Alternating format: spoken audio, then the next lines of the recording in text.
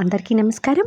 అశ్వత్థామ ఎవరు? మహాభారతంలో కౌరవ పాండవులకు గురువు ద్రోణాచార్యుడు. ద్రోణాచార్యులు వారి కుమారుడు అశ్వత్థామ. ఆయన శివుని నుండి అమరత్వాన్ని పొందాడు. ఆయన నుదుటిలో ఉన్న రత్నం ఆకలి దాహాలు లేకుండా చేస్తుంది. అశ్వత్థామ దుర్యోధనుని స్నేహితుడు.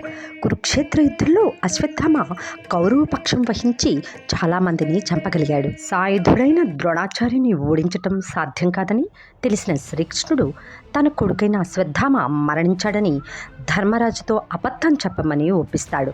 ధర్మరాజు ఆపద్ధర్మంగా ఒప్పుకుని అశ్వత్థామ అత కుంజరహ అని పలికాడు. అశ్వత్థామ హతహ అని గట్టిగా అంటాడు. కుంజరహ అని పలికే సమయంలో భేరీలు మోగిస్తారు.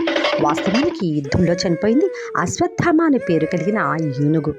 కొడుకు చనిపోయాడని బాధతో అస్త్ర సన్యాసం చేస్తాడు ద్రోణుడు. అదే అదనుగా దృష్టద్యుమ్నుడు ద్రోణుని అంతమొందిస్తాడు. తండ్రి మరణం మాత్రం తెలిసిన అశ్వత్థామ పాండవులను ఎలాగైనా చంపాలన్న కసితో రగిలిపోయాడు.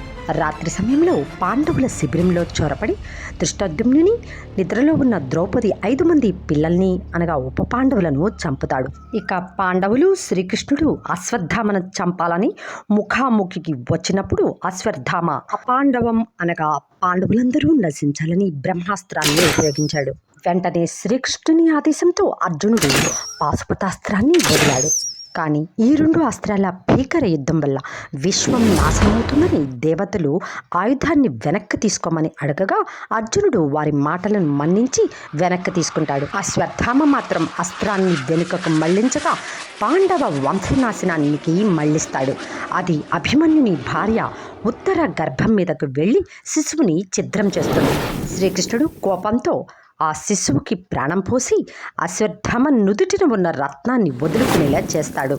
అంతేకాదు అశ్వత్థామను శ్రీకృష్ణుడు, అశ్వత్థామ నువ్వు నీ మూర్ఖత్వం వల్ల అమరత్వం పొందినా కూడా నుదుటిన గాయాలతో ఒంటి నుండి రక్తం కారుతూ దుర్గంధంతో ఆహారం లేకుండా మండే శరీరంతో ఈ భూమండలం అంతా సంచరించమని శపిస్తాడు. అలా ఈనాటికి అశ్వత్థామ భూమండలంలో సంచరిస్తున్నాడని అంటారు. నమస్కారం.